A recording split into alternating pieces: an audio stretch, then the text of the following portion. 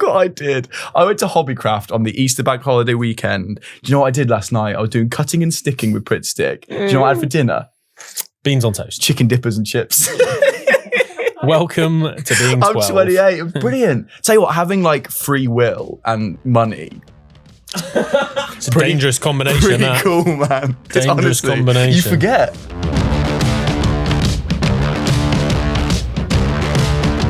Hello and welcome back to the episode of Kickpoint, the Golf Gears Show. Thank you for joining us for another week of equipment chats. Hello, Joe. Hello, Dan. You all right, mate? Yeah, a bit giddy. We've had a silly little warm-up, haven't we? We've had a silly morning, and for those who don't know, we film these in bulk, and this is the first one of the session, so we're just catching up, aren't we? We're not seeing each other for a little while. Doesn't bode well for the third and fourth ones, does it? But we'll see. Lock in tight. Coming up this week, Joe, this is a jam-packed one, and I'm excited for it. A preamble, obviously. We can't miss the preamble. Tested this week, the TaylorMade R7 Quad Mini. Is that the full name? Yeah, I think it is the full name, yes. Yeah, okay, good. Oh, and a new segment. A brand new segment for Kickpoint, the Golf Gear Show. Brace yourselves, everyone. Dan's been to Hobbycraft. Lock in for that. And then a what's in the bag. I mean, who else are we going to do? Rory McIlroy. It's our first repeat, Joe, but we feel like it's a good time to come back to him. Do you know what? By this, well, when did they do the honours? He could be Sir Rory McIlroy by now. Yeah. Who knows? Yeah, he could be. I reckon that's on the cards. Would he take it as a, I don't want to get into the politics, but I don't think he'd be rushing to, you take it for him. Yeah, I'll take it. So Joe Ferguson on behalf of Grand Slam winner Rory McIlroy. So we're doing his Whitby, and that's all to come. So, Joe, I guess this is the time for the preamble. You wanted to try and introduce something for the preamble, didn't you? Because it's your favourite segment. Yeah. I tried to stop you from... Well, you don't think it is a segment. You think it's a natural conversation that leads to a... Preamble is absolutely a segment. Hence... We've got some music. Here we go. Sounds like that's the pod.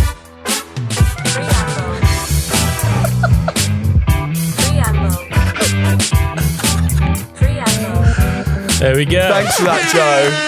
Thank you, Johnny. Out we've only got one song. We've only paid for one song, and that's it. So this is a call to action for you, the Kickpoint listener and the Kickpoint viewer, isn't it, Joe? No. That can't carry on. That can absolutely carry on. That cannot carry on. We've got the Google woman pronounced doing the singing. We've got Johnny on the ones and twos. That's perfect. If you think you can do better, however. So we had a lovely review on Apple Podcasts. I don't have the name on me, unfortunately, but at the end of it, the person said, would love to hear a preamble jingle. Done. We'd love a better one. So if you know someone or are somebody who can somehow make jingles, we're after one for preamble, I think, now, because it's somehow become a segment. As the pod... As the pod we've got locked off, right? We're happy with that, aren't we? Yes, aren't we? Yeah, I'm not touching that. No. And I think the new segment coming up later in the episode could have its own little jingle. In the same vein with the same song and the same Google pronunciation. Do you want me to get that ready? No, please don't. Okay. We could do that. We've only paid for one song. Let's try it for this app. The golf prize money's not dropped yet into the account, so we need to wait for that to arrive, and we can move on from there. How you been then, Joe? Now we're in the preamble, because we're just, like I said, we're just catching up. Tell me about your life and what's going on. I want to hear. How have I been? It's chronologically, well, it's just been Easter, hasn't it? Yeah, we're just after Easter as we sit here now. Did you have a nice little break? No. Oh no. I had booked a little bit of time off before. I did the sneaky thing, when you book the few days before the Friday. Make the most of that annual leave. Yeah. So it's boosted up to, I got about 7-8 days or something. Did I? No, that's not true. It was 7. It was a 7-day. A good full week. I missed every single one. The missus booked us a little family escape, which sounded idyllic, a little... renovated, which in the loosest sense of the word, double-decker bus out in a forest. So it's a double-decker bus in a forest? Yeah, so some fellas just nicked a bus, parked it in a forest out the way so no one can see it. There's whipped the back seats out, put a mattress in, and whipped the back seats upstairs, put a bench in, and he's charging people a fortune to come and stay in it at his private lake, which... That bit was lovely. There was a little lake that he's dug out with his bulldozer, put a little rowboat in, and you can just spin around the lake on your own. It's all fenced off, so it's only you. So the days are great. Get in the evening, holy moly. What's going on in this bus? Is there a kitchenette? Oh, there was a gas canister outside with a hose pipe coming from it. It looked horrifically dangerous, truth be told. You just got a message. Better turn your notifications off there. Yeah, horrifically dangerous, horrendously I'm 6'4" and pushing 17 stone. This is not the situation a man of my size and stature should be in terms of trying to get a good night's sleep. It was awful. It was freezing. You had to put a fire. There was a little fire you could put on. So you went from being burnt alive in this bus, trying to get to sleep warm. As soon as that fire went out, it was horrendously cold. There were spiders the size of my hand crawling across my head. And then I had to, so that was me trying to stay away from the kids because there was this tiny little bed downstairs that my wife and my 2 kids were rammed into. But it was go and get cramped in that bed or die upstairs with the spiders. Okay. So then I had to go to, it was just awful. Was it a 2-night job? 2-night job. 2 nights. Desperately trying to get out of the second night, but my missus wasn't having it. We paid for it. We're staying, even though it's horrendous. We're staying. So I've just got a rule. I kept saying to her, I do a lot of moaning. I kept saying, if I work very hard and have done in my life to try and get us to the point where we're comfortable. Why am I paying money to be desperately uncomfortable? So I've got a rule now. I'm only leaving the house to stay somewhere else for recreational purposes that's better than your house, than my house. 100%. Yeah, that should be a rule anyway. Yeah, but so I don't get this whole camping thing. I don't get this it whole either. Ironically, let's put ourselves in. No, it's quirky. It's kitsch. It's not. It's rubbish. Done. So you've come off the back of that. You played a bit of golf? I played a little bit of golf on the back end of that. This is what it was, Dan. Rubbish. Thank you. I'm so angry I've introduced Joe to Google pronunciation. It's like giving a monkey a typewriter or something. Absolutely fantastic. Yeah, off the back of that, on the morning of the second night, so yeah, after the 2-night stay, I had to go and play a regional PGA thing, having lived in a bus. 90 minutes sleep in 2 days, hypothermia, tropical diseases. I was a right mess. Did all right. It started off okay. I felt awful. It was just an 18-holer. I was like 2 under through 13, 14. Just waiting for the wheels to come off, and they as you wish they did. The wheels bus on perhaps. The bus go round and round, but they did not. They came off. I just ambled home. I think I shot 1-2 over in the end. Just pathetic. Just knackered, moving in. Just tired. Sloppy decisions. Bad swings. Just crap week then. I mean, it was a break. I wasn't working, but maybe work would have been better. Sounded like mental work to me. It was. How about you? I've been playing a lot of golf. I said how many cars did I say I had to get in? 12. I've done 6 already. Serious? And we're in late April here. I'm addicted. Not only that, I've been going in competitions. So I hear, yes. I've been in a comp for 10 years. But you've been doing all like the proper club comps, not just the old medal. You've been doing Did a par bogey. What was the other one you did? 2 Staplefords. It was there was a Masters running Stableford they did from the Thursday to the Sunday. Just did an Easter Stableford from the Friday to Monday. So there were loads of people in it. Came nowhere near. Came second in the par bogey. Mm-hmm. Lost 2 down to the course, which came second, which feels poor. Which is testament to the fortress that is Royal Fulford Heath. And it's dry at the minute. I know weather chat's really boring. Bit bouncy. Oh my God, it's running. Need a bit of rain. Course needs it, doesn't it? So I'm playing, Joe. I'm going to hit that target I set myself. Well, I'm not going to hit mine because mine was to get to final qualifying for the Open. We're away. And we're away. No. More to come on that. More to come. No, not yet. Feels a bit early. Yeah, no, let's leave it.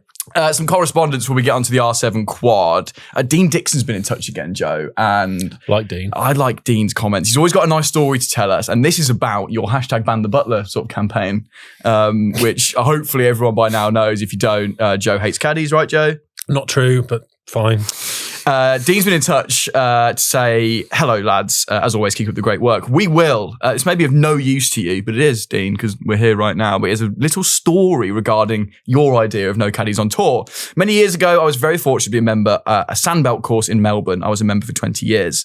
Just by coincidence, Jeff Ogilvy became a member at the same time, and we had a couple of games together. It was a bit of fun. Jeff Ogilvy.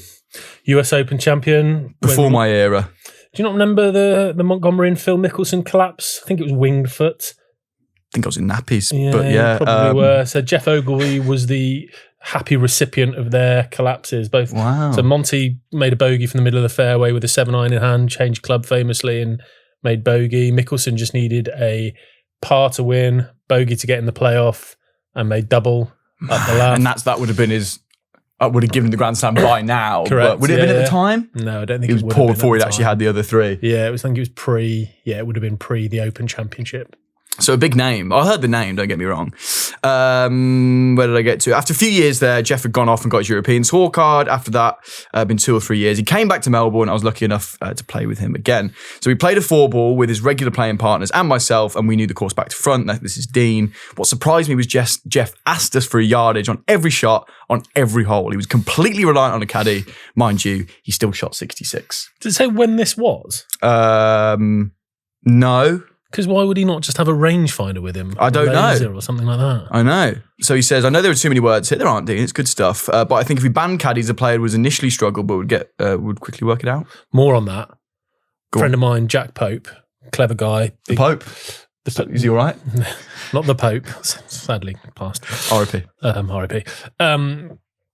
Jack Pope, he is a golf coach in and around the Exeter area. Very intelligent guy. Done a lot of academia around coaching and the science thereof. And He's a book guy. He's a book guy, and he got in touch with me and he told me that he was chatting to one of his professor-y style friends, perhaps a professor, and saying that studies show that decision-making under pressure is one of the most influential differentiators in performance of elite level sport. Get Google to say bar that. none. Yeah. So why are we allowing assistance for such a critical skill of decision making under pressure? That's another string to the bow of my argument. It's more fuel to your argument, which I'm sort of coming around to. So thank you for that story, Dean. Any correspondence like that, we do appreciate. We'll always read out a little story. Dean's from Bendigo, a regional town 2 hours north of Melbourne. And if Bendigo isn't the most Australian sounding town name you've ever heard. What's a regional town? Surely any town's a regional town. Surely any town's in a region. That's a fair point. It's almost like an oxymoron. Dean, get back in touch. Tell us what a regional town is. Bendigo. That's great in Australia. Bendigo. Bendigo. Right, a few more correspondence. You remember the Tiger Woods episode, Joe? I sort of spoke about how I think TaylorMade clubs are born to come out the back of a BMW. Yeah. That got a bit of traction on YouTube. I just want to read out a few more if that's all right. Okay. This is Damien Lanigan. Just to be clear, before Dan gets going, these are the views of the Kickpoint listeners, not the official company line. Is that right? Correct. This is not Golf Monthly or Kickpoint's line, although we've got a few. These are of the fair viewer and listener of Kickpoint, whom we love very much. Damien Lanigan, Titleist, Defo Audi. You think? This is what Damien does. Okay. Callaway. He's given me a few options for Callaway. Volvo. Cupra. Okay. Which is like a new Seat, I think. Yeah. Ping. BMW. No. I think wrong. I think he's all over the place. This fella, he's mad. Well, this feels like a slight on Wilson. Dacia or Dacia, the sort of. I'd go Kia. Oh, Hyundai. Go Kia. I think I'd sensible 7-year warranty. That's Very Wilson. sensible. That's Wilson all the way through. 100%. I think I'd switch Callaway to Audi. I'd see Callaway's coming out the back of an Audi. TaylorMade BMW. Yeah. An Audi versus BMW, Callaway versus TaylorMade. That actually makes perfect sense. That's what I see, yeah. Cobra, 1987, murdered out Ford Escort Cosworth with black tints and rear window louvre. Good. I can see the angle he's taking there. I love how specific that one is. Tacoma, Brompton bike. See, I had Tacoma in my head as a VW camper van. Yeah. Someone just thinking a bit out of the box. One of the retro ones. Yeah, exactly. That's what I had. Lynx mobility scooter. Thank you, Damien. Any more cars and golf clubs, please do get in touch. There's a brilliant bit on Alan Partridge where he does King and Car as a phone in, and he says like Oliver Cromwell, what would he drive? And these people get really into like what specific car they'd have with the options on it. Like, would it have reverse cameras, reverse sensors? Okay. So I'm well up for doing that if the Kickpoint listeners want to get in touch. So thank you for your correspondence over the last few weeks. We enjoy them very, very much. At the end of the preamble, probably. Do we need to jingle it out? No, we don't never jingle out. Okay, cool. Never fine. jingle out. Which means it's time for Test of this week, which is jingle-less at the minute. But that's probably for the best, isn't it? I've not done one for a while because we try and keep it to products that I think are going to have as much broad appeal or interest as possible. I think this does because I'm interested in it. And you've ordered one. And I've asked politely for TaylorMade to get me one so I can sort of, when we do a head-to-head of these down the line somewhere, I want to be a part of the conversation because I've hit the secret weapon from PXG. So, Joe. Do you want me to get that for you? The TaylorMade R7 Quad Mini. I'm going to leave the head cover on it for a minute. What a thing of beauty. Give me your thoughts and feelings. Well, so I'm going to start negative. I don't think the head cover is a thing of beauty, but I'll get onto that. But yeah, so TaylorMade. godfather of the mini driver category, do you think? Yes, because they did the Mini 300. They had the original one, the SLDR Mini, the Aeroburner Mini. I love what they do. I love how they sort of take this category and just use it as an excuse to have a bit of fun and delve back in their archives and bring back some retro stuff. I really like, it's just a fun way to be able to do that. And the designers must really like that idea, going back and thinking, well, what should we do next? And that got me thinking as to what I would want next, but I'll talk about more of that at the end. In terms of its actual performance, not much has changed, truth be told, from the Burner Copper Mini that I've had in my bag for ages. All the numbers I was getting in terms of like a neutral setting, we'll talk about the weights in a second, very similar. Same head size, same profile. It's got all the same tech in it, right? All the same tech to an extent, bar these new adjustable weights, which we'll talk about in a minute, which make it the R7 Quad. Equally good off the fairway, and the tee, which is something I really like about this mini driver. There's a couple of the minis I found that perform better in one or the other area.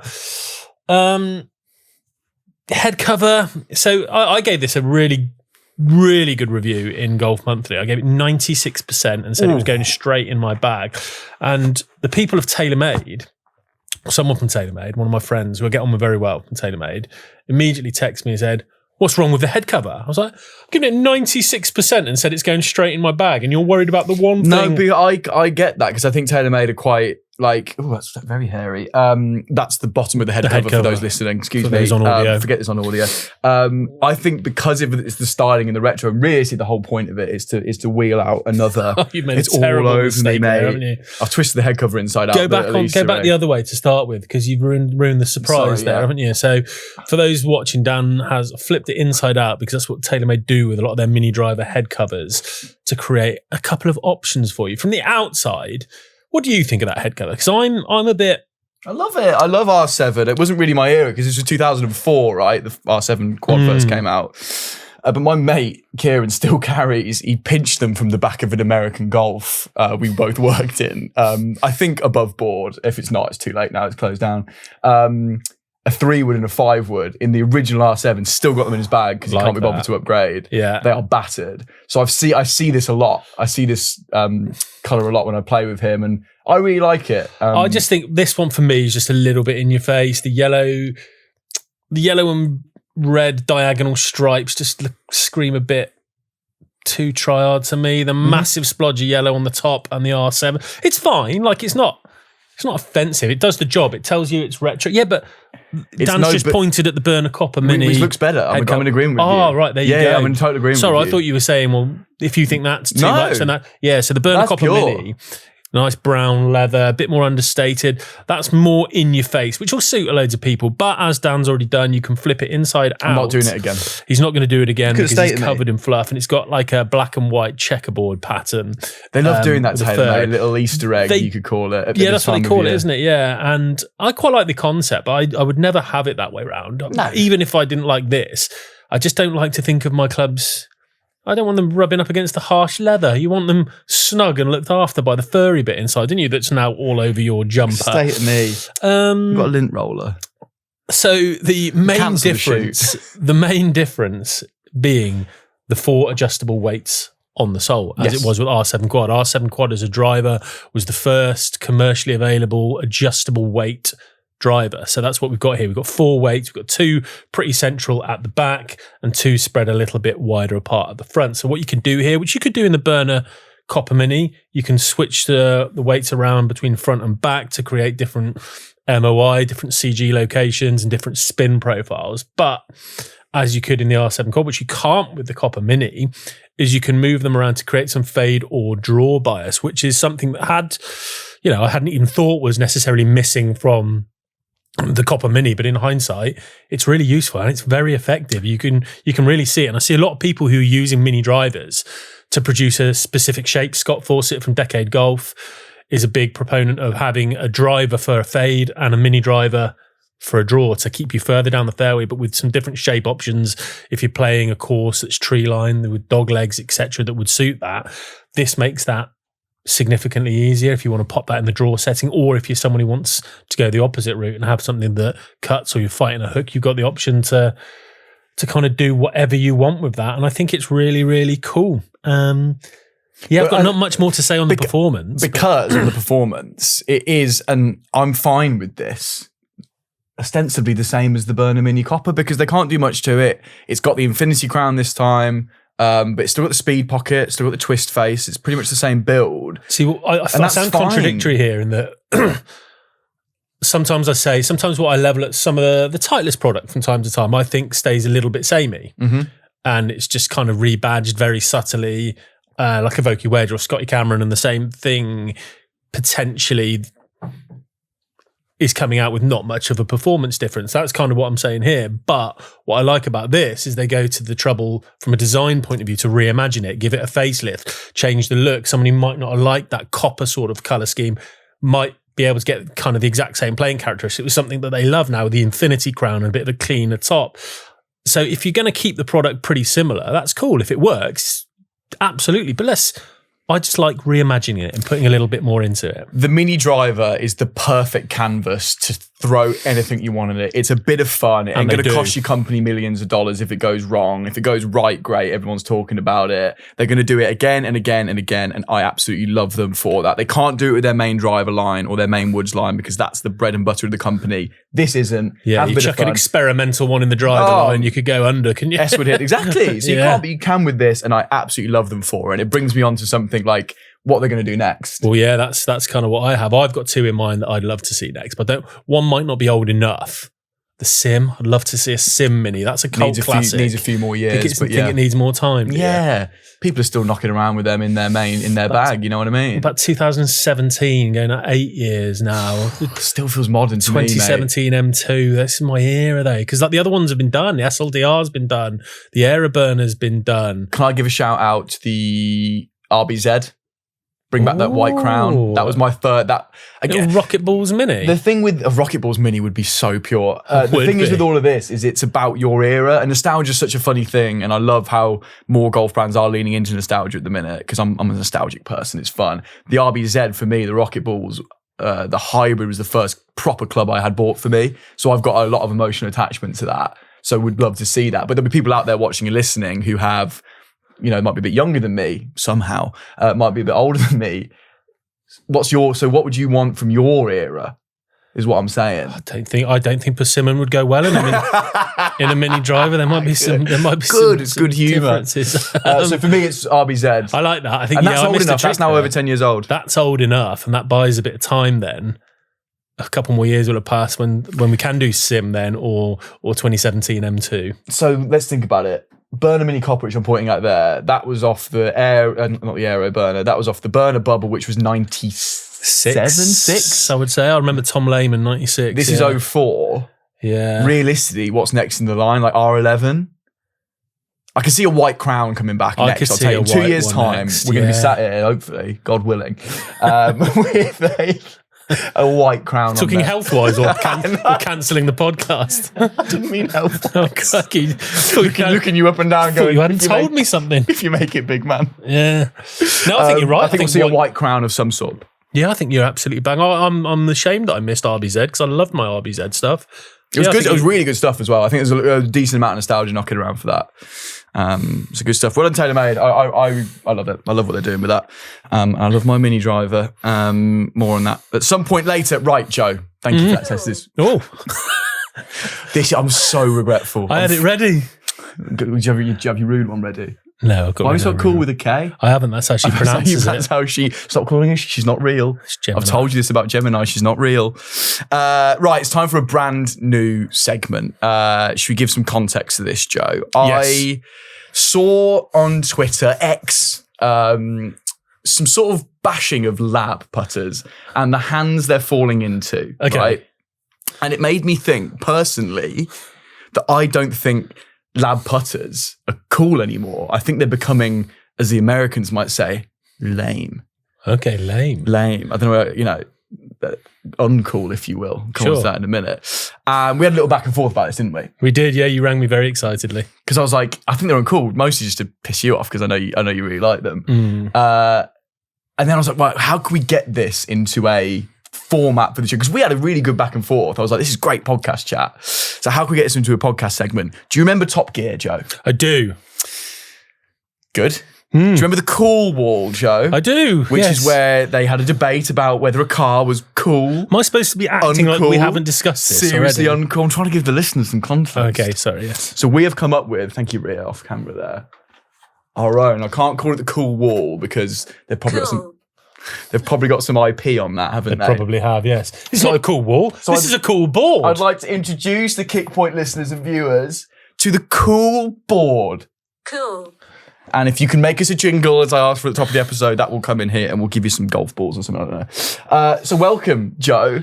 This is where we're going to be basically discussing golf equipment and whether we think they're ice cold, cool, meh, uncool, or heinous. To give those of you not watching a bit of context, Dan's been to Hobbycraft and bought a nice little plastic board, drawn some lines on it, literally went to Hobbycraft. He's written some words on a little bit of card and pinned it to... I felt it needed a bit of fluffing, so I've added some emojis. It's a bit rough around the edges, but that's us. That is us. What are the rules then? Like, who's picking what we're ranking? What makes something cool? What is it? Function? Is it? Where are we, Dan? So each episode, we're going to start with 6 today, but each episode we're going to come with 3 golf products. It might be tour bags. It could be a brand. Well, we're starting with 6 to pad it out. Yeah, but I'm just, thank you. Okay. Which your ADHD brain, just bang. Oh, there's a bird. So we're going to 3 an episode. We're going to do 6 today just to fill the board up a little bit. We must come to an agreement on the positioning on the board, whether we think this item is cool or not. Yeah? Yes. So from those 5 categories, the higher up in the segment it is, the more secure in that category it is, Joe. Does that make sense? Yes. You'll see this as we start to populate it in a bit, yeah? Yes. So rule number 1 is we must come to a complete agreement on the positioning live on the podcast. So that happens through healthy debate. Healthy conversation and debate, acknowledging each other's opinion, listening, and being open-minded. Okay. Or the opposite of that in my case. If we can't decide, this is important because in the Top Gear, on the Top Gear cool wall, Jeremy Clarkson sort of had a thing that, help me describe this, Joe. If they couldn't decide whether a car was cool. There had to be a deciding scenario. And his deciding scenario was if you turned up to pick up, what was the actress? Kristen Scott Thomas. Kristen Scott Thomas, which is a very early noughties. It is an early, that's one sort of reference. I couldn't tell you, I couldn't pull her out of a crowd. Yeah, if you turned up to pick her up on a date, would she think you were cool or would she send you away? That was his differentiating factor. So and that's a nice context to put it in. Yeah, but we've gone away from the female or the romantic side of things. And we've There's gone no down romance the route, in golf. There isn't really. So we've gone down the route of if there is something that we're unsure of, we need to come to that conclusion by if you were to turn up to play a round of golf with who we're deciding is the coolest person in golf, Miguel Angel Jimenez. Which he is. He just doesn't give a flying... Yeah. Does he? And he just does his own thing. He's just as cool as it gets. If you turned up to play a round with Miguel and he liked it, and we think he'd like it, then it is inherently cool. Because Miguel's so blasé about the world, is he's got a cigar hanging out his mouth. He's doing those weird little knee circle things with his fun little warm up. And he doesn't give a flying F about you or me, even Correct. if you were playing with him, right? So the idea that if the item that you bring piques his interest and attention, therefore it's cool because he's noticed it and he's cool. That all makes sense to everybody? I think that's all right. Pretty clear? Okay. What have we got on the agenda There's then? some more rules before. Oh, good, more rules. I must stress, Control Joe, the fun. I must stress, Joe, just because we don't think it's cool, which we might not, doesn't mean it isn't useful or a good product / brand. We're just saying it's not cool, i.e. fashionable, trendy, hip, if you will. Is that okay? What makes us the barometers of this? It's fun. Okay, cool. Jeez, it's fun, Joe. These rules are fun. Now, we want to include you, the listener, and the viewer. So, if a decision that me and Joe make, which is live on the podcast, we've decided what products to use to talk about beforehand, but we've not debated this yet. If you disagree, you can effectively trigger a by-election, right? we need 10 correspondents. It's not a lot. I'm asking for a lot. We've got more than 10 listeners, by the way. I'm proud to announce. Yes, so all 10 of you, if you disagree, we'll take no, that but we as a don't get a lot. majority. We don't get F loads of correspondence. So 10 feels like enough. So if 10 of you hate a decision we've made, you can DM us on Instagram at kickpointgolf, DM us on TikTok at kickpointgolf, email us kickpointpodcast@futurenet.com, go around to Joe's house, knock on his door, address in the description. If 10 of you do that, we'll put an Instagram poll out and that will decide. So you are involved in this as much as we are. We're just getting the ball rolling. I think that's the boring rules out of the way. Joe, we happy? Yes, I'm very happy. Right, I'm just going through Intrigued to see where you're going to go with this. Look what I did. I went to Hobbycraft on the Easter bank holiday weekend. Do you know what I did last night? I was doing cutting and sticking with Pritt Stick. Do you know what I had for dinner? Beans on toast. Chicken dippers and chips. Welcome to being 12. I'm 28. Brilliant. Tell you what, having like free will and money. It's a dangerous combination. Pretty that. cool, man. Dangerous combination. You forget you can do that. So on the agenda this week, Joe, so we're going to do 6 on this episode just to get this board populated, to give everyone an idea of what we're doing. Lab putters, as I mentioned. Tour bags. Shut up, Google. Tour bags, not ping bags. It happens to be a ping. Visors, Joe. Yeah. Visors. Joggers, Joe. That could get a bit feisty. Where's my man in joggers? There he is. There he is. 2 more, Joe. Sunday. I'd have probably just gone through them one by one, but if you want to introduce them all to start with, you go. Sunday Red and Malbon. Okay, these are all coming up in future episodes. Right, so where we start in Lab? Let's do Lab because Okay. I've got a real issue with Lab at the minute. I do just think they've thought, are you going to press something? I was going to press cool. I'll leave it now. No, go on. Cool. Okay, that's me done. Happy with that? I think these have just fallen into the wrong hands slightly, like I've done there. So this is my argument, is I think they should sit low on meh. They're not uncool yet, Joe, but I think they're in very, very close danger to becoming uncool because of the hands they're falling into, Joe. If you're low on meh, does that mean you're very susceptible to go either way? No. So the lower down the category you are, Yeah. the more likely you are to go into the category left of you, which is Oh, worse. The okay. higher up the board you are, Joe. Sorry, it's really patronising. The higher up the board you are, Joe, Yes. the more likely you are to go up into a cooler category, yeah? Understood now, yes. So my vote initially... This is not the first time Dan's explained this to me today, by the way. Imagine I just sprung something this morning. Jump into Hobbycraft. Right. I would have it on the lower end of meh because it's in the hands of too many influencers and too many people I've seen who don't need them. They just like how they look and that they're cool. And it's making it uncool. Do you see my argument? I do. I 100% see your argument. And I see so many of those overly thirsty, oh, look, my lab putter's here. I'm going to putt amazing now. I can't wait. That's grating, isn't it? That's winding me up. really annoying. I can't get away from the sheer functionality and how much I like the concept of what they do, but that's not what this is about, is Remember, it? Joe, just because it isn't cool doesn't mean it's not a useful or good product / brand. We're talking about it's fashionable. Is it cool? Is it hip? Where does it sit on the board? Yeah, for me, I think early adopters, if you've got an early lab, if you've got a DF 2.1, for example, Cool. or even the brick it had, or the B, I think it's called the B1, they eventually called it. I think you were ahead of the curve. It's like discovering a new band, isn't it? Now it's gone pretty mainstream and people are using Lab as a way to seem cooler, and that's pathetic, isn't That it? makes something inherently uncool, doesn't it? If you're trying to seem cool. Good analogy about the band. It's like, oh, I went to see Lab when they played a little 100-person venue and I was at the front. Oh, you're seeing them now, they're in an arena. You weren't there from day one, were you? You don't know, Which man. is a bit gatekeeping-ish, which You is weren't annoying in there. its own right. I'm willing to accept your decision. However, could Higher we up, compromise by going a touch higher up? Yeah, I think it's got the potential to go either way. I think all of a sudden the right tour player, I think bang in the middle of meh. Middle of mess, a good place to start. Yeah. I think bang in the middle of meh because I think it could really go either way. It needs the right tour player or the right influence. What are you doing? Dan's just walking around behind me expecting this cardboard to stick to the wall with no adhesive whatsoever. Do you need a pin? No, he's pinned it. We're good. And thus the cool board exists.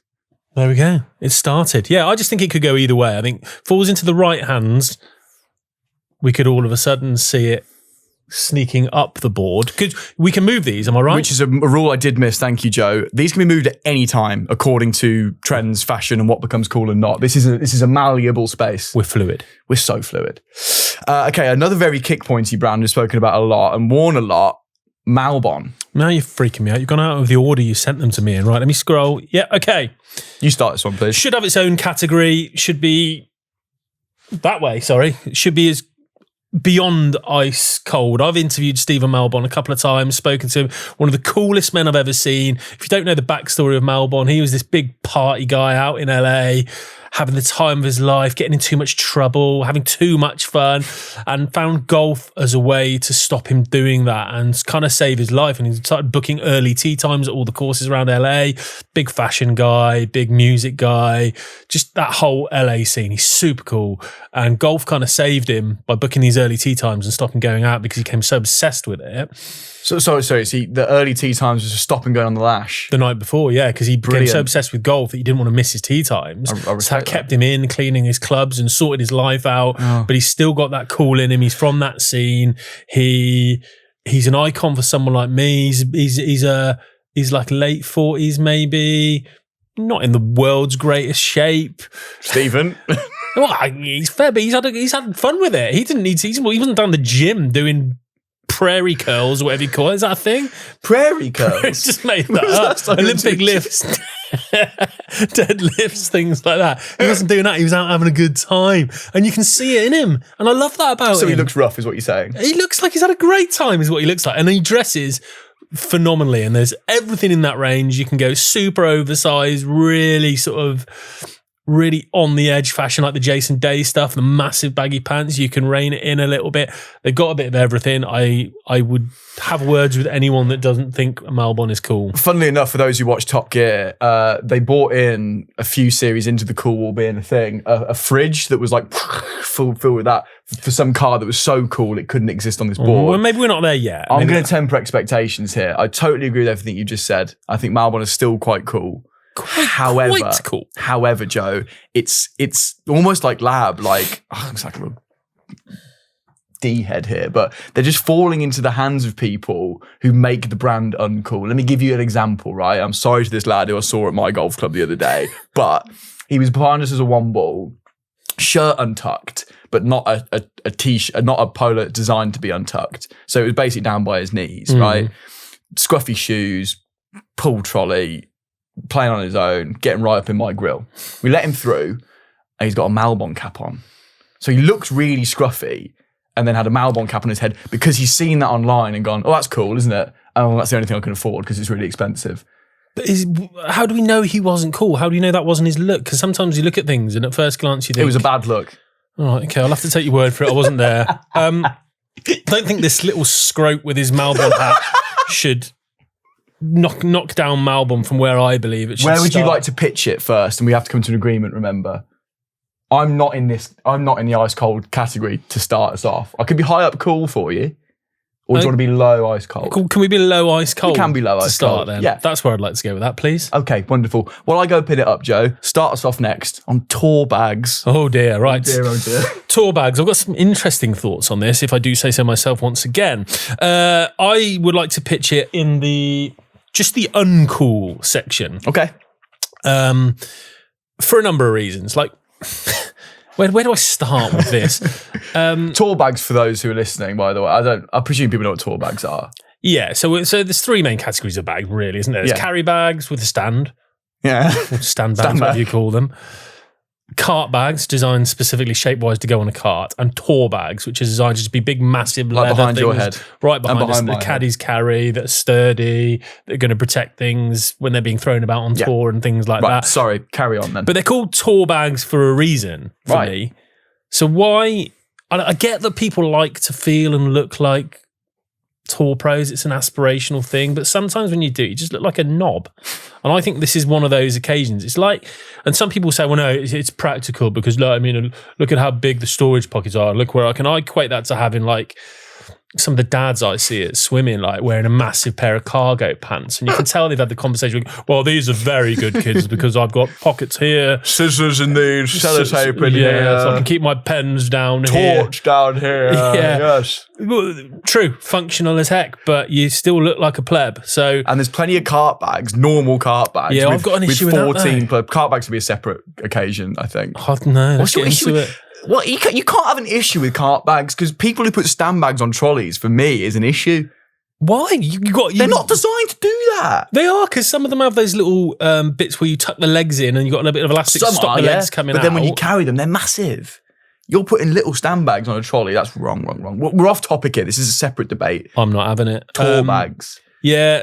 Okay. If you're someone who permanently trolleys, or for our American audience, electric caddy, or if you're always using ride-on buggies, because that's not big, is it? In America, it's getting there, but not anywhere near how we do it. Okay. So why would you use a tour bag in the States just to put on the back of a buggy or a ride-on cart, whatever they call them? Yeah, and if you're worried about storage in that, well, you've got a whole cart to store things in, so that doesn't make any sense either. I think it's just a big, massive attempt to try and be like, it's too blatant an attempt to try and look like a tour pro. I've seen some amateurs even with their names on them. That's keen as mustard. Makes me want to scratch my eyes out. Yeah. That's far too much. So I think we're broadly in agreement here. Yeah, I just think... I don't look at someone with a tour bag and go, damn. I feel really about Reese, my mate. You've played with him. He's got a new Wilson tour bag. Yeah, well, Reese needs to have a word with himself He does. And they're like, how much stuff do you need for a round of golf? Like, they always like, oh, he's got so much storage.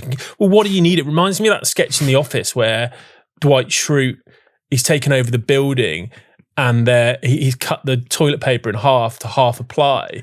And he's kind of saying, well, why do you need a full ply? Like, how bad are you at going to the bathroom? That was his argument. It's like, with the bags, how many balls are you taking? What are you preparing for? How many outfits you got in there? Yeah, how much food have you got in there? Settle down. So unnecessary. So it's both unnecessary, doesn't look great, and is sort of giving off this vibe that you think something else is going on in your life that clearly isn't.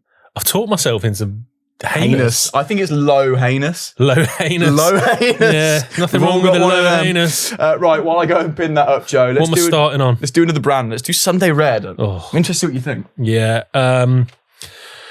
I've got some contrasting ones on this. I had a little chat online with my friend, a guy called Harry Sellers last night, who he'd make you sick. He's this international model. He's ripped. He owns Lemonade Golf Club, this sort of fashion golf brand where they do, they're almost the barometers of cool. And he's like, anything that Tiger touches for me is cool. He loves it. He loves the kind of the baggy trouser look from the 90s. He loves everything that Tiger does. So he's all over that. I just think I find Tiger, this might be controversial, I find Tiger Woods one of the least cool people in the world. I think his general... Whoa. The things he's done are incredibly cool, but that doesn't make you cool. It does for him. Not when you keep saying, really tough. It's really tough out there. And then... Some of his other actions, to me, I just don't find him cool. I find him to be a bit... Okay, so you don't find him cool, therefore Sunday Red isn't? Well, I don't like some of the looks. I mean, right, my notes here say, pretty awful for me.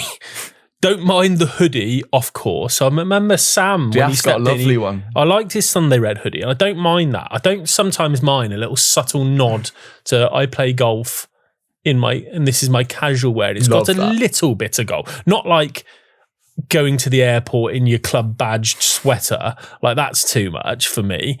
But a little nod, I'm going to link my hobby to my soap. That's cool. I'm fine with that. I think that looks really good. But there's nothing else I've seen on the course in their range. And I had a little look last night in prep that tickles my pickle at all. I've seen some absolute goobers parading around in this stuff as well when I've played, who just kind of doing almost, it's the wannabe element, whether it's the tour bags. I've seen them hitting unnecessary stingers in their Sunday Red, like going, God damn it, when they hit a badge. Get a grip, lads. I appreciate liking people and having idols, but you don't need to do it all like it. Not for me, Dan. Okay. Can you, before I start, can you pitch it to me a spot on the board so I can work out where I need to... It's not horribly offensive, but it's less than meh to me. It bothers me a touch. I would put it low in uncool. Okay, right. I'm going to try and persuade you up to meh. Low meh. Low meh. Because I'm in agreement with Harry. I think everything that Tiger touches is cool. I think there's a mystique about him, something mysterious about him. Vanessa Trump. What about her? Cool. I'm not asking if Vanessa Trump is cool. That's his lover. Let him have his lover. Okay. We're not bringing her into this, Joe. Understood. That feels unfair. I'm not going to bring Caroline into it, am I? No, good point. Sorry, Vanessa. And what brings it into meh for me is the quality of the gear. Like it is, when you see someone in it, broadly speaking, you saw Diath in that hoodie. The shoes I've tried are mint. Like the quality is really good, but not in a flashy way that some more expensive brands could be, like Jay Lindeberg, which you could come on and do one day. By the very nature of the cool wall, the functionality and the quality of it should have no bearing on where it sits. So you're producing an argument that has nothing in there. Okay, is it cool? I'm going to play the Jimenez card here. Okay. If you rocked up in a nice Sunday red outfit with Miguel Angel, I think he'd meh you off. I think he'd maybe think you're uncool. I think he'd go, "Oh, you think about Tiger Woods, do you?" Where's he from? Spain. Where's he from? Spain. I think he'd be like, he'd see someone pretending to be something they're not, desperate to, and I think Jimenez would think you were a gimp. Okay, Jimenez would think you're a gimp. Let's go low uncool then. Start low uncool. It's not right at the top of uncool. Right, I need to give you the next one to go off on. Do you want me to do some pinning and you start? Actually, that would be great. Oh, my old back. See, that's why I didn't want to get you up and moving. Low on call, please, sir. Oh, next up, Joe. Joggers. Oh, dear. Joggers. Now, these were cool probably, 2 years ago? 3 years ago? Or were they never cool? Yeah, well, that's basically the thing, what I'm saying is I think they're nearly in heinous territory. There was a lot of people wearing them, more so 3, 4, 5 years ago. It doesn't necessarily make them cool again, does it? And this is a geographical thing. I see a lot of the American influencers, younger American influencers, they're obsessed in their little primo joggers, and some high tops. Yeah, and grow up. You're an adult. That style. You know, all I can think of when I think joggers nowadays is a pair that Justin Thomas wore that were like burgundy and tight as anything. Yeah, but we're gonna left nothing to the imagination. We're going to get onto that argument where you thought joggers with like brogue style Premier shoes is a good. That's the worst look there's ever been. That is the least cool look there could possibly be. So I think there's things to factor here. There's the geographical location. There's what you pair them with. Age. There's age. We popped Jez Elwood, senior correspondent here at Golf Monthly, now top 100 course reviewer, former gear editor, I believe. He's been here a long time. Yeah. I think he turned 60 a couple of years ago. We put him in some joggers. Do you know what? And he hated them. But I thought he looked fine. I did. Yeah. I think it really spruced him up. Not that he needs it, Jez, if you're listening. He isn't. You got to go. So Harry, we've got to have more correspondence from Harry Sellers here, right? Yeah. So Harry, the aforementioned he's sort of international model. Yeah. I did a video for Golf Monthly where I was doing some instruction and I wore a pair of light grey joggers, no socks, ankles out, like trainery things. Thought that was cool. Hold on, probably heinous. Probably seen. Have I just made them? I just been the barometer there. And I took some grief for it online, sent it to Harry. So what's the crack then? This jogger's a bad idea. And I got this back from Harry. And in short, the answer is in absolutely no scenario are trousers that are elasticated at the bottom okay to wear. Maybe 10 years ago, but you really show your dad's side when you wear them. That's all I'm going to say. I think he's spot on. I think I'm in total agreement with him. So where are you putting them? They're also not cool on people who suit them nowadays. I don't think. I think I'm enjoying seeing some pleats again. I'm enjoying seeing some bagginess. I think it's just wide leg. Fashion's very cyclical, and in this current moment, Joe, I think it's like 2/3 of the way up heinous next to our little nerdy friend up there. But in 2 or 3 years, God willing, if we're still here, God willing, Joe, they might be an ice cold. Yeah. Who knows? It's the beauty of it, isn't it? When Charlie Woods wins a major in them or something like that. There we go. Okay, well, I pin this, Joe. The last one for today, visors, please. Yeah. It's pretty simple for me. This one's Sub-Zero. I think if you can pull one off, I do. I think if you can pull one off, just be aware you're nowhere near the mic. Sorry. You what? I think if you can, it's a tough one, isn't it? If you can pull it off, someone in a visor, we mentioned Robert Rock when we were chatting about this. Rob wears a visor, looks tremendous. Amazing. In his visor. It can be quite a hipstery sort of statement. In that ilk, I think it's ice cold. I think it's as cool as it gets. Because, sorry, carry on. On the flip side of that, you do see some bad visors, some old visors, some on people that. I mean, this Go on, is you're trying to say something. I'm not, but it's just so hard, isn't it? Because all these things we're talking about can fall into the hands of the wrong person, as you've said. L.A.B putters to the thirsty influencers, Malbon to your fella with who outrageously had an untucked shirt. No. You can have an untucked shirt if it's one of those polos that's meant to be untucked and just sit over your belt line. Okay. He was wearing a dress because it was one of those fat bedsheet shirts that sort of waffles in the wind if you don't tuck it into your effing trousers. I'm not having a go at untucked shirts here. But we're going to have to nail down these rules, because just because one or two of these things falls into the wrong hands doesn't make it inherently uncool, I don't think. But if it starts to be in more wrong hands than right, if that spreads, that's the conversation we're having. That's why L.A.B is there, because it's an absolute turning point. It's a tipping point, isn't it? Tipping point, exactly. Anyway, interesting, because I thought I was going to have to encourage you into cool here. No. So we might both be on the same. You know, when something in fashion becomes so wrong, it's right. Yeah. I think visors were so hated maybe 10 years ago, and the most uncool thing you could wear, that they're now such a statement when you do wear them, it makes them sub-zero. Are we in agreement here? I can't disagree with that. One more thing on visors. When I was out in Singapore, there's a lovely, and I don't want to generalise by region here, but I see a lot of female Asian golfers with these massive visors, like protect themselves from the sun, Joe. 2 or 3 foot, sticking out the front. They are mega, aren't they? Those are tremendous. If they could come into, they would be sub-zero as well. I think so, because if you're willing to put yourself out there and wear a 3 foot brim on your visor, then you've got something about you, haven't you? The visor haters out there, I'm sure there's some listening and watching, will point to the Dame, Big Dame Laura Davis, who doesn't. Wears a visor, I'm not sure about it. The Ian Poulter visor of the mid-noughties. That felt uncool with the to frozen me. tips poking through. And the those funny ones you can buy that have the thing out of there. Yeah. But I think we're both in agreement that right now, a well-styled and a well-executed visor has a real bit about it. Yeah, I'm with you. So ice cold, how high up? Is it above Malbon? I think it is above Malbon for now. I think sort of mid to low ice cold, I'd go. You happy with that? Love it. Is that the end of our ranking for this week? Or we got more? Done L.A.B, we done tour bags, we done visors, we done joggers. That's us. Okay, nice. Well done. So welcome, folks, to the Cool Board. I hope people like this, otherwise this is a lot of effort for not a lot. Cool. Thank you, Joe. You're welcome.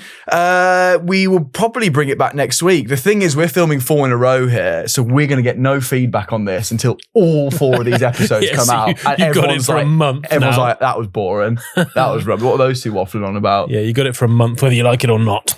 So we're back next week for more Cool Wall. If you hate any of them and you think we're awfully wrong, I think the visor chat might get a bit of beef. Remember, 10. We need 10 people. That's it. And we'll put it to a vote on our Instagram page. Good work, Joe. I enjoyed that. I think that went all right, didn't it? I think so. Yeah. Okay, right. What we got next? What's in the bag? Yeah, but I need to plug a few bits first, don't I? Okay, cool. What should we do? Newsletter? Yes. Kickpoint Plus? Yes. It's more kick points. If you ever needed it, we're right here for you. In an email, what we've written that week, some of our best reviews, some of the best deals. Joe spotted something. I'm not selling it here, but just give us, just help us out. Sign up to it. Just delete it if you don't like it. The magazine, Joe. We know the routine by now. Yes, it's madness, Dan. It's madness. It's the sale that never ends. This offer is still going and will for a while probably, and that's fine. Until one of you takes it up. Not going to shut up about it. Remember, Joe, what does one cost at newsstand? $5.99. What does the offer give you, Joe? I just still can't believe it, Dan. It gives you 3 for £5. It's laughable. Try it out. Just help us out. I'm begging for it. We're doing fine. Everything's going to be okay, I think. So it's a great way to try the magazine if you haven't already. There's loads in there. It's all of golf in about 120 pages. There's no pop-up ads. You can sit there every morning with your coffee. Cool if there was. Yeah. Imagine if you got those pop-up books and you just, boo, yeah, and you got a Big swing. Titleist club in your Class, face. right, Yeah. write that down. Write that down. Great idea. So that's something. www.magazinesdirect.com/kickpoint for the offer that never ends. It's a 3 for £5 magazine offer. All those links and the one to sign to our newsletter as well are down in the description. Also down there, pop us a follow on Instagram, pop us a follow on TikTok. If you're watching on YouTube, subscribe. And if you're listening, as we've had a few through reviews on your podcast platform of choice, help spread the word about Kickpoint. We really appreciate it. And we've got a nice bunch of listeners now, Joe. We've got a nice little group community going. Got a little community started. It's lovely, isn't it? So we do thank... Mainly in Australia. Mainly in Australia. So thank you for that. It could be a bit close to mine, but it's fine. Whatever. So if you are listening and do enjoy us, thank you very much. Right, enough of that, Joe. It's time for the What's in the Bag, isn't it? It is, and it's a Grand Slam winning What's in the Bag. It's a Grand Slam winning What's in the Bag, and it's a Grand Slam sponsor this week, Joe, if I may say so. Go on, who've we got? Golf Pride are back. Oh, I like Golf Pride. Yeah, we like Golf Pride. This section of the podcast is sponsored by our friends at Golf Pride and the newest addition to their full swing product range, the Align Max. Who's your friend at Golf Pride? Let's check if you're sincere. Well, they're our friend. They're all our friends. Which one of them? All of them. Doesn't sound very sincere. You not met Mr. Pride? Eric. He's my friend at Golf Pride. We've both played with Eric. We have played with Eric. Yeah, I played with Abu Dhabi. Lovely fella. So that's our friend at Golf Pride. Player but as I'm well. sure there are plenty more as well. So the Align Max grip, Joe. Yes. Let's talk about that briefly. Yeah, that's the latest iteration of their Align technology, which is essentially a very visible rib down the back of the grip that helps you with consistent hand placement, helps actually club fitters and builders to get the club on the rib in the right place. Historically, ribs have been hidden underneath, and it's very, very difficult to get aligned in the right place. Yeah, you just get that big red line aligned. But it's basically the Align Max. Souped up, isn't it? It's taken to the legal limit of its protrusion. It helps with consistent hand placement at address. It helps with club face awareness in the golf swing. Robert Rock, who's got a second mention in this, loves a bit of Align Max. Oh, you did my job for me there. Good job. Yeah, well, I just think it's a really good product. So it's still so you can still get the normal. I'm going to call it the normal Align, just OG. Align, the OG, but the Max is 25% larger. Currently available in standard, mid-size, and +4, but we think it might be coming into all velvet. We think. Please speak to your local PJ professional or go to golfpride.com for more information. So thank you for Golf Pride for supporting this Grand Slam What's in the Bag we're doing today. This links to that rant you had in a couple of episodes ago. Was it 1 episode ago, 2 episodes ago? Driving range, people ignoring fundamentals. It's almost like a training aid. Get an Align grip and you can feel where your fingers need to be, and you will have a repetitive grip, and you can forget about that fundamental. You can just repeat it. It's very sensible. It is sensible. And we like that here, don't we? We love sensible. So thank you to Golf Pride for supporting the show and supporting the What's in the Bag segment. And we had to do Rory for a couple of reasons. The Grand Slam's obviously crazy. We're not a tour podcast, so we're not going to go into the ins and outs of what happened a month or so ago now at the Masters. It was cool though, wasn't it? Wasn't it cool? Yes. Yeah, I think everyone's probably covered that. It was mental, isn't it? That's been done. So we thought we'd go back into his bag. And now this is our first repeat, actually. So we did him about a year ago, or a little less than a year ago, because we're not even a year old yet. But there's some interesting things that haven't happened in his bag almost that I think are worth talking about. So yeah, Rory's equipment, we've delved into it once before. I've given you a couple of insights about the time I picked up his clubs with his disgraceful grips at Celtic Manor. But yeah, I've always been really interested in his equipment. He started in Titleist when he first came out. He was a big Titleist guy. Then he went to Nike, then very briefly was non-contracted. And that was a really interesting period of his career. And he was playing TaylorMade woods. You sorting out the cool board behind me?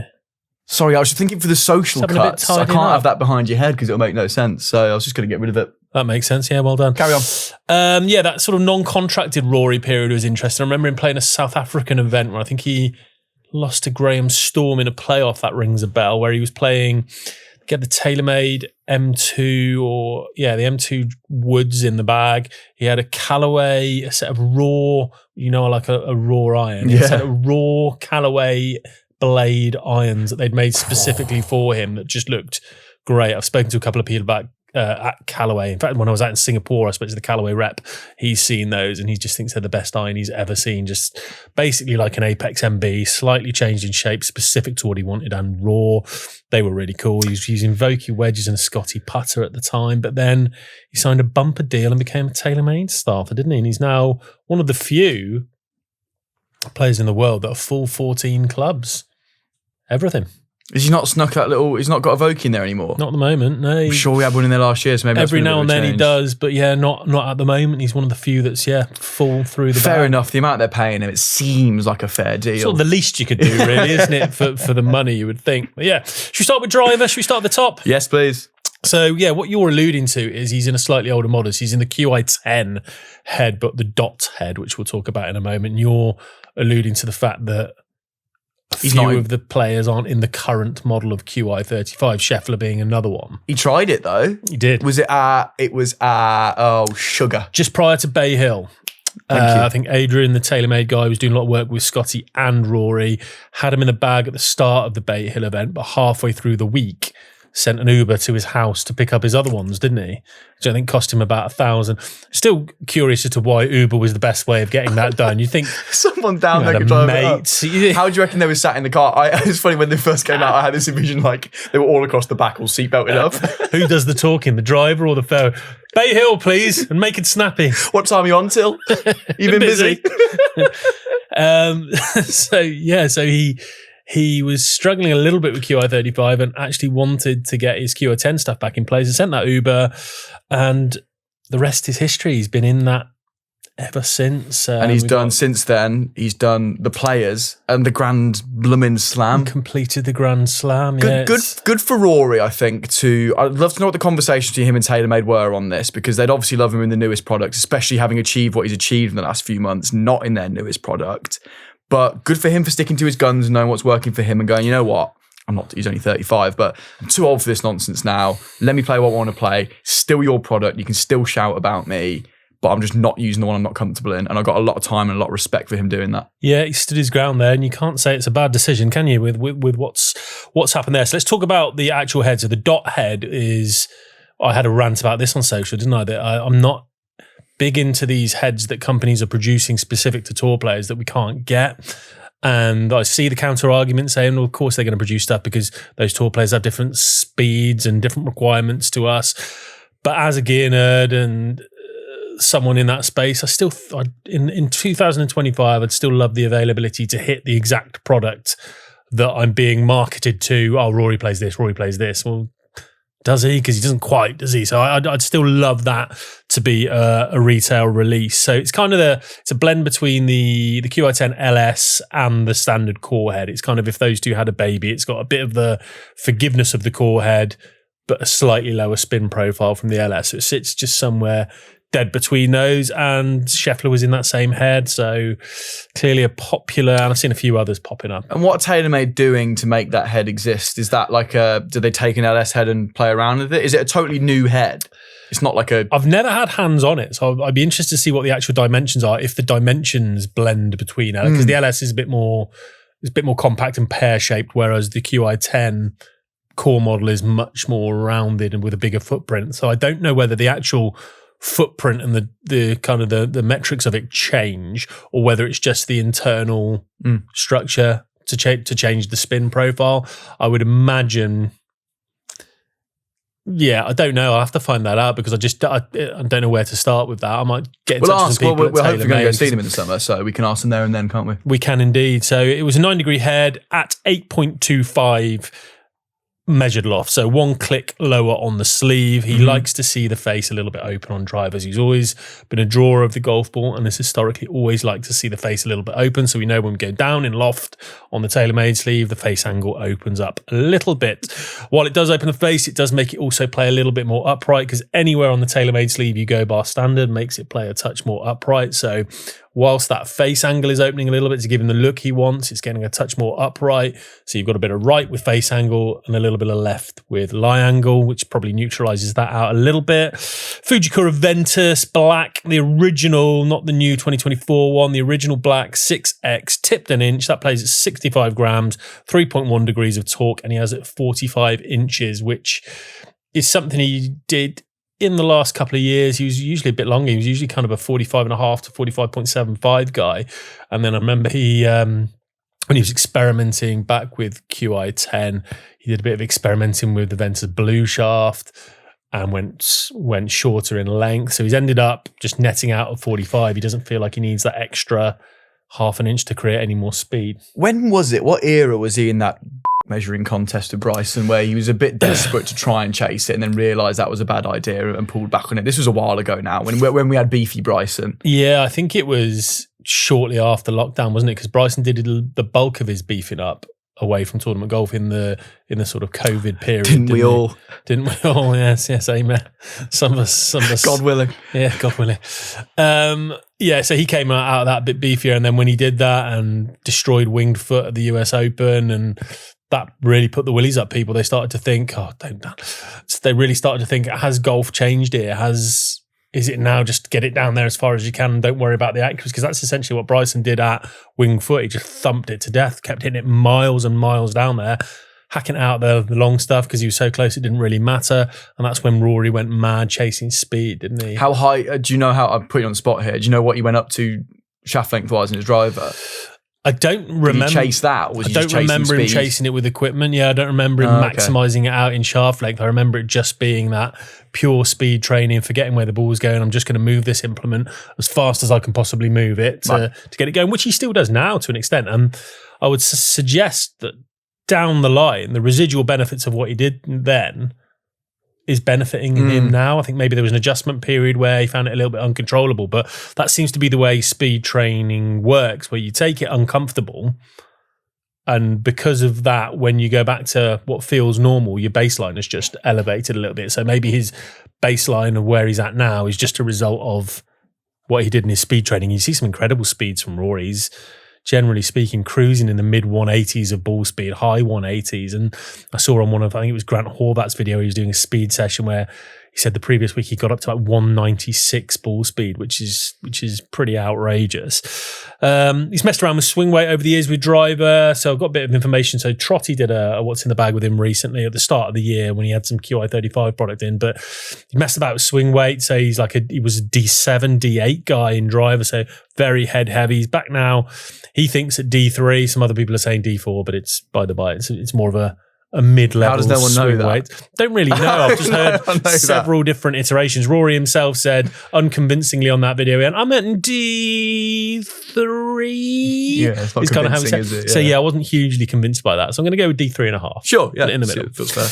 And actually, Trotty asked him a very pertinent question. He said, how have you found that with smash factor when you're going up and down the swing weight scale on driver? And this is something I was asked by a friend of mine who he's been desperately chasing speed for years, and he feels making everything as light as possible will allow him to move it as quickly as possible. And when he moves it as quickly as possible, that should translate into more distance and more ball speed. And I'm not sure that's technically accurate. And in fact, it isn't technically accurate. If you think of hammering, I've said this analogy before, I'm sure, but if you're hammering a nail into the wall, you could use a mallet quite slowly and you would have more success than using a piece of spaghetti very quickly, because you still need some mass and some force behind strike to transfer that energy. So I would love to know where the tipping point is when you start moving something so light that you can move it quicker, where you're not transferring as much energy into the ball. And this is going to come on to another, I've got a rant in one of the future episodes, which is going to come on about the golf industry not knowing as much as maybe it could and should. This feeds right into that argument, which comes up at some point. Some point today for us, some point in the next month for you. Ready? I'm on mute. Oh, Dan's put his thingy on mute. Spaghetti.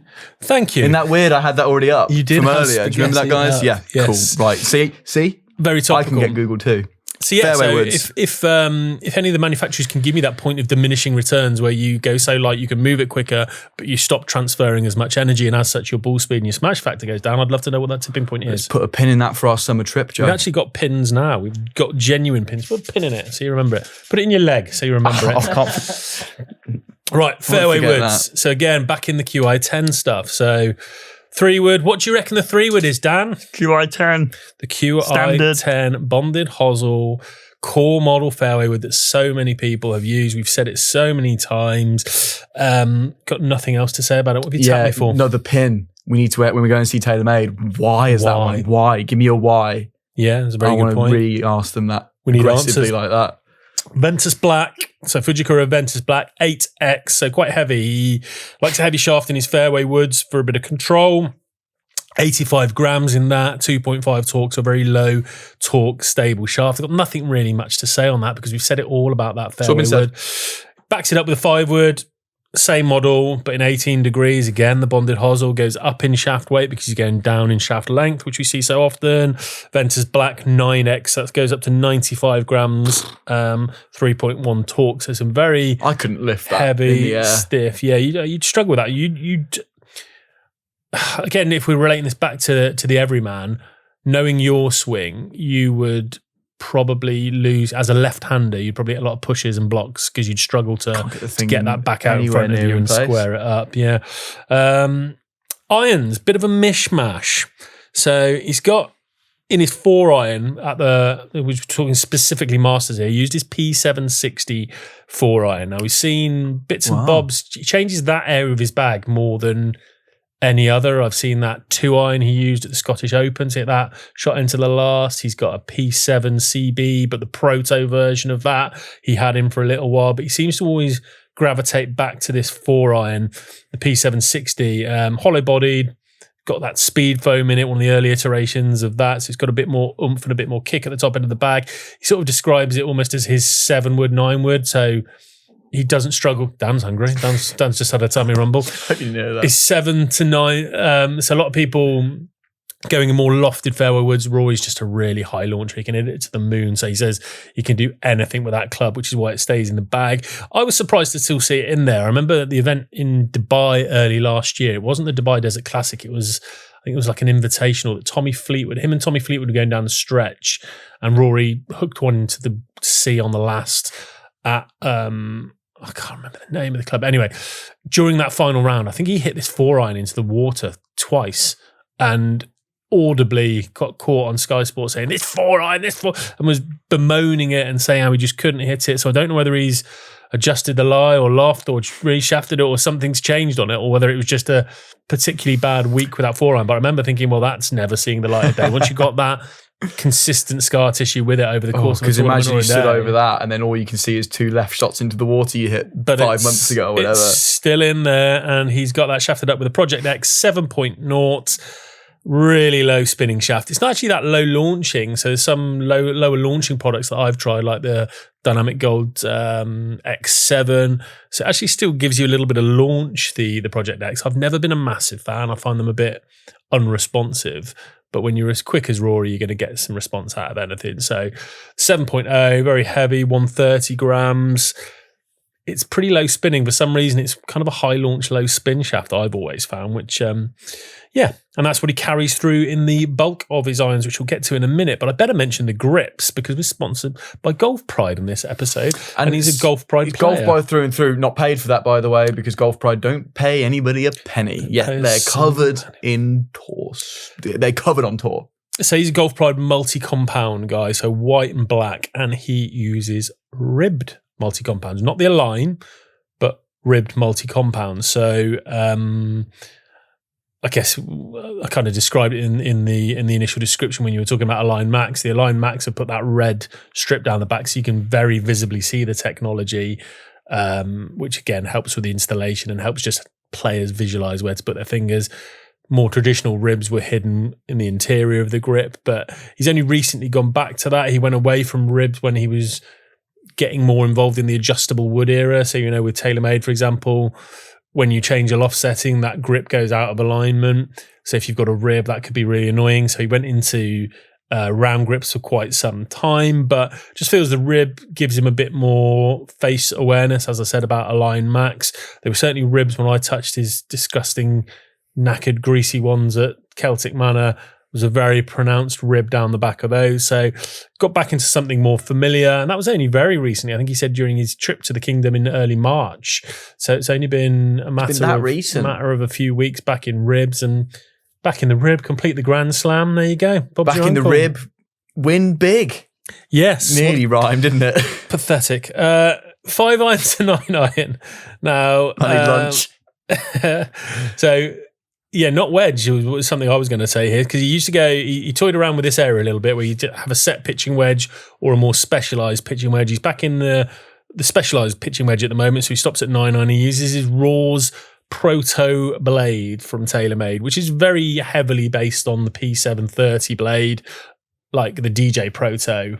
Very much looks like that. But they've basically taken that as the framework and made some subtle tweaks to give the players exactly what they want from the blade, so they're not playing the generic one. So Rory just prefers a slightly shorter blade length, and he also preferred the multi-groove. And when we spoke about the P7TW, it's got slightly narrower grooves, but more of them. He finds that gives him more spin, less flyers, which, yeah, Scheffler's in that groove, Rory's in that groove, Tiger's in that groove. It's got to be something in there, isn't there? So that's an interesting one. See if that becomes maybe a TaylorMade staple in the next few years. Yeah, can you currently get that groove at retail, or is that a tour if you go thing? P7TW? Only if you go P7TW? Yeah. Okay. Standard grooves in everything else. So yeah, if you want to experience that and the slightly heightened spin and less flyers, then you've got to be in P7TW to get it. Good luck with that. Good luck with that, indeed. I found that a weird one from that period. The blade, they had so many of their premium players. I think Rose had it. Didn't Rose have a TaylorMade Proto at that point as well? Sorts, yeah. You had Tommy Fleetwood in the TF Protos for a little bit. Morikawa had one, a CM. Yeah, the CM, the DJ Proto, the Raws Proto. And again, it's maybe I'm from a different era where there was no electricity. There was no electricity, where we hung people in public, that kind of stuff. But what I mean is where people were more, where there wasn't influencers and YouTubers and social media to hang their hats and go, I want to be like them and play what they're playing with and dress like they. It was just tour pros. So it was, in my opinion, it was far more important that going back a few years, that tour pros were playing equipment that we could get, because that was your barometer of, I want to use that because he uses that. Sergio uses that. For me, back in my era, the Titleist 975D, I want one because I love the way Sergio drives it. So I don't know. I found it a bit strange in that period with TaylorMade, where they were manufacturing all these irons that you couldn't get, and all their people that they were paying millions and millions of pounds to play their products weren't playing products that you and I could buy. But just a side note. Here's one for you. Go That's on. given me an idea and a thought. There's an argument to be had that influencers, YouTubers, actually have more sway on what we want to buy now, because we're probably watching them more. There are more eyeballs on people on YouTube than there are on tour right now, week in, week out. It feels like a fair statement, yes? Yeah, I'd say so. So, do you think the manufacturers have gone, and they rightly have, with Callaway and Good, TaylorMade and 4Play and Barstool Sports, Tacoma and Grant Horvat, Tacoma lesser because they're not tour. TaylorMade, I'll use an example here. They've gone, right, let's just give the 4Play lads all of the stuff that people can buy at retail, because they're normal golfers and people are watching them more than they're watching the tour right now. That gives us the ability to give our tour players, no one really cares about what they're playing anymore as a I want to buy it kind of influence, whatever the heck they want, because then they'll play better and they'll be happier with us. And then we can also shout about them winning with our clubs while not having to give them the retail stuff because they don't want it. And the retail stuff can go to the influencers who are normal golfers who more people watch. Yeah. Wow. Lovely argument. And there's a couple of sides, isn't there? You know, a lot of the YouTubers that you're talking about there, or the influencers like, say, the 4Play lads, that might be much more relatable to people who are buying products and these. But on the flip side of that, if they're using them terribly and drunk, like they do in some of their videos, and, you know, the funny part of some of their videos is how poorly they're playing in certain circumstances. Is that a great advert for the quality of your golf club? And do you want to go down the aspirational route of, oh wow, I saw Xander hit a drive with that driver, I want that. Yeah. Like, I just don't know where public psyche is anymore. I'd love to know what the major OEMs market research says when they interview people and go, are you more influenced in your purchasing decision by influencers or tour pros? I'd love to know where that split is. Let's put a pin in it. Let's put a pin in Let's that ask them when we're out there. We love a pin in things, don't we? Wedges, MG4, raw all over. So again, a slightly non-available. Slightly non-available? Totally non-available finish. You can. Well, no, it's slightly non-available because you can get the raw face on the MG4. Could you raw up your own wedges? Just get a bit of sandpaper and No, you need a bit more because it's not. No, you can actually. There's sneaky ways of doing it. If you get like a black iron, like the old Cobra King MB that had that kind of black finish, if you take them off and you just dip them in white vinegar for a couple of days, that strips the protective coating, and then just give it a little bit of wire wool. Within within a couple of days, you've got a full set of raw blades. That's a nice little tip for you there. Little kick point tip for you there. The coating on MG4, that's not going to be doable. So they've just, they've left that procedure another out tour for only thing for him, and that's fine. Another tour only. Same shapes, same loft, same grinds, same all that, but just a slightly different finish. And again, you know what? I like raw wedges, I like raw irons, and I like to be able to get things. But there you go. So in a specialist wedge, pitching wedge, so 46.09 in the standard bounce in the mill grind 4. Again, on the video I saw with Trotty, and I've heard this before with Rory, he says he almost always, in all his wedges, likes to add a degree of loft because of the offset scenario. Remember when I say if you decrease the loft, you increase the offset. If you add some loft, you take that away. So most wedges will come with 1 millimeter, 1.2 millimeters, whatever of offset. You add a little bit of loft, you're negating that, and you're getting to a more non-offset area. So I'd imagine that's going to be playing more like 47 degrees. Not loads going on with the sole there. The standard bounce, more of a full sole. You're not going to be manipulating that one open and shut. Then he goes into the 50.09, which again would probably be 51. Standard bounce, similar. Not much going on with the sole there.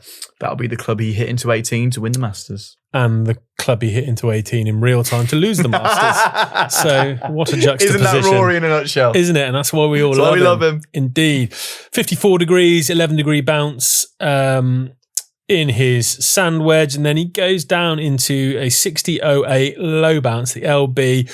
And I know he's definitely added a degree of loft to this one to counteract something that we'll talk about in ball in a minute, because he had quite a well-publicised ball change. Now he's got the 6.5 Project X in all his wedges down to the lob wedge, and then he plays the 6.5 wedge shaft in his lob wedge. So it's basically the same thing, but with a slightly softer overall profile than the normal 6.5, just wedge specific. So it's a little bit softer to help enhance feel, because as he rightly says, you're taking speed out of your wedges. You're not adding the load into it, so you don't need the rigidity, and it can take away from the feel. Same grips everywhere. Interesting, this one. So a lot of people who do use rib grips, like a Xander Schauffele, for example, he's an Align player in Golf Pride through his irons and his woods. And when he goes into the wedges, he goes back into a round multi-compound, because you do so much manipulating. You open and close the face on your wedges. Rory sticks with ribs throughout. Does he really? I was expecting you to say the rib goes for the wedges. So he's happy then to have that rib running through the club,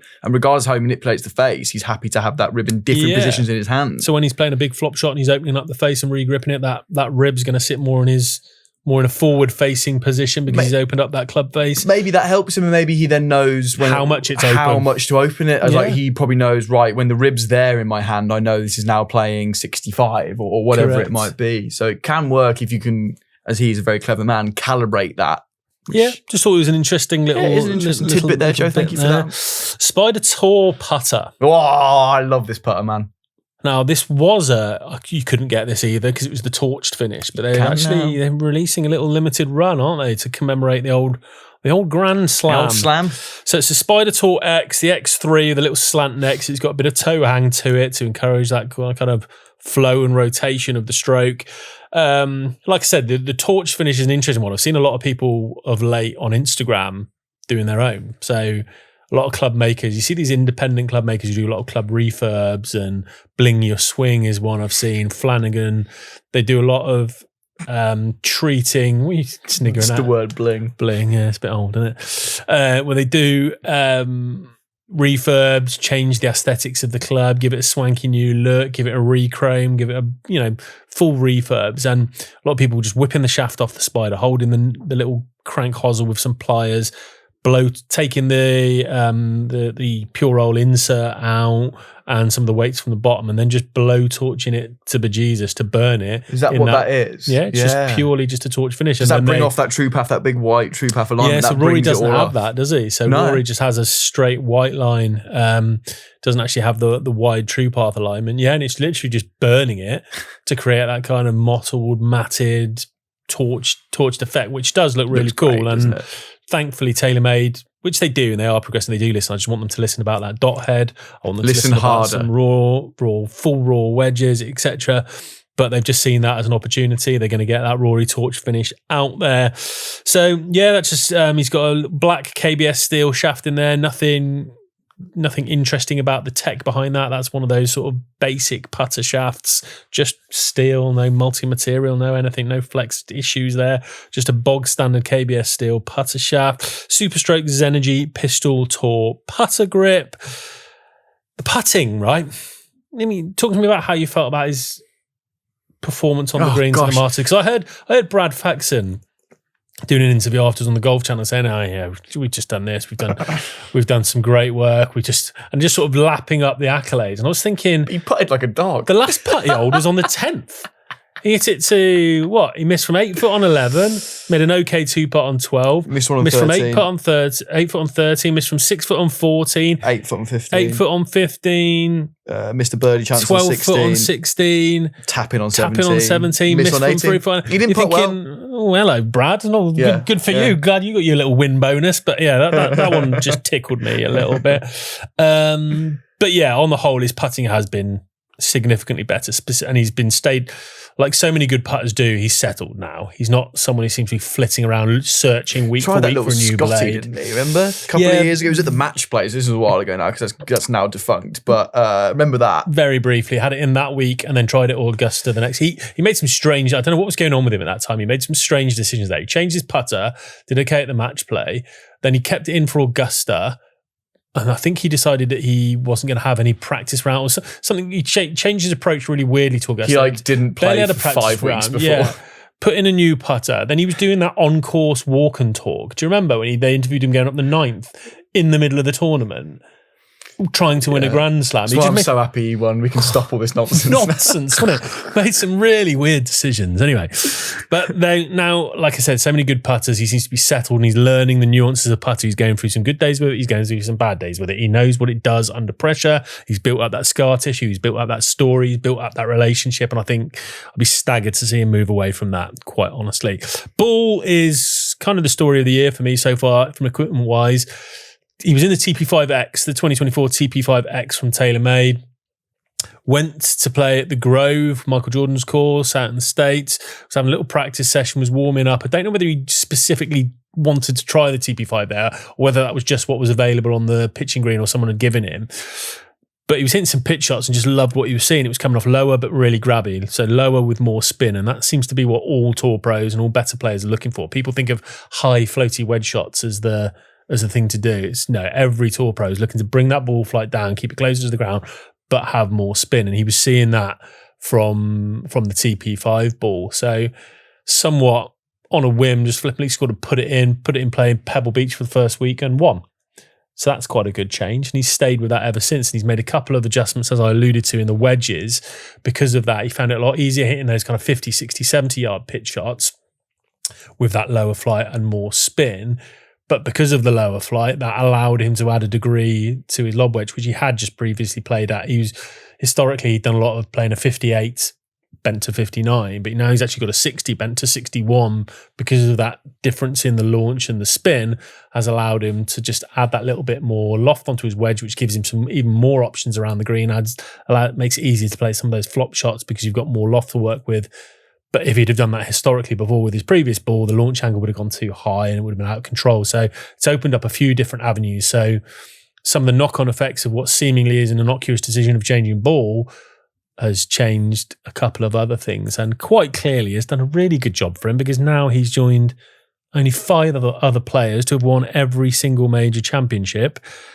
And yeah, I'm looking forward to delving a little bit deeper into some of the decisions because we're speaking to Adrian, aren't we? Adrian Rietveld. I'm very excited. Yeah, sort of the head honcho of TaylorMade fitting and building and the tour scene there. So we're going to go out and spend some time with him in the States.